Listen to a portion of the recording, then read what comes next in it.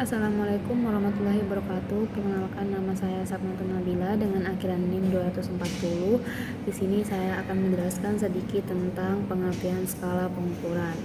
Pengertian skala pengukuran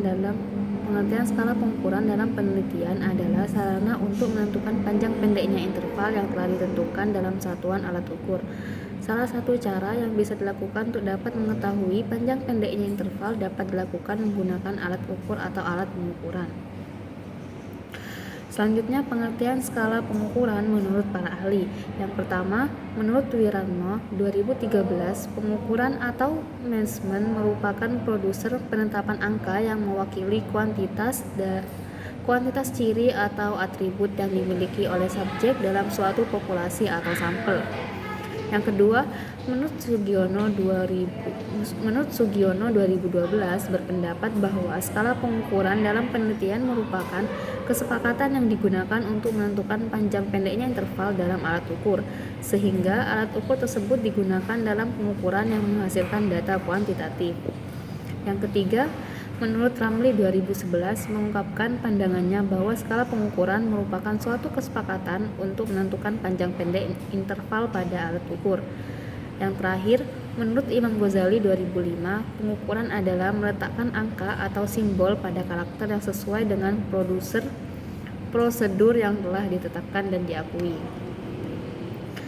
Macam-macam skala pengukuran data dalam penelitian. Ada 4, yang pertama skala nominal, yang kedua skala rasio, yang ketiga skala ordinal, dan yang terakhir skala interval. Selanjutnya ada skala pengukuran dalam penelitian. Jika macam-macam skala pengukuran data ada 4 seperti yang sudah dijelaskan tadi, maka ada 4 macam juga skala pengukuran dalam penelitian yang akan dijelaskan di bawah ini. Yang pertama skala Likert, yang kedua skala Goodman, yang ketiga skala semantik diferensial, dan yang terakhir skala rating. Selanjutnya, contoh skala pengukuran data dalam penelitian. Yang pertama, contoh skala nominal. Skala nominal dibagi menjadi 2, yaitu skala nominal sebenarnya dan skala nominal tidak sebenarnya. Yang kedua, skala nominal sebenarnya. Jenis kelamin, laki-laki dan perempuan. Jenis pekerjaan, swasta, PNS, wirausaha, TNI, Polri, seniman. Jenis kulit, kulit hitam, kulit kuning langsat, kulit sawo matang, kulit putih. Yang ketiga, contoh skala nominal tidak sebenarnya. Pendidikan terakhir yaitu SD, SMP, SMA, D3, D1, S1, S2, atau S3. Tahun terbit 2019, 2020, 2021, 2018, 2017. Yang keempat, contoh skala ordinal. Untuk skala ordinal, berikut contoh bagaimana skala ordinal dalam skala pengukuran data dalam penelitian. Contoh skala ordinal 1. Saat selesai memakai aplikasi pada ponsel, biasanya kita sering mendapatkan fitur yang berisi penawaran pemberian bintang pada aplikasi yang sudah kita pakai tersebut. Yang kedua, contoh skala ordinal. Skala ordinal 2 disusun menggunakan tampilan yang lebih menarik. Misalnya contoh yang akan disajikan di bawah ini mengenai mengukur tingkat kenikmatan nasi goreng di salah satu rumah makan. Contoh skala ordinal ketiga. Skala ordinal 3 digunakan untuk mengukur peringkat atau ranking di kelas, yakni dimulai dari ranking 1, 2, 3, 4, 5, 6, 7, 8, 9, dan 10. Contoh skala ordinal 4.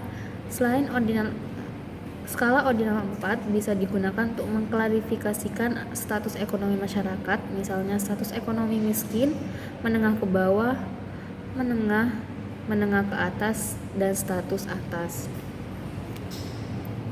Yang kelima, contoh skala interval. Skala interval ini biasanya digunakan untuk mengukur suhu. Misalnya di kota Jakarta, siang hari ini memiliki suhu maks mencapai 37 derajat Celcius.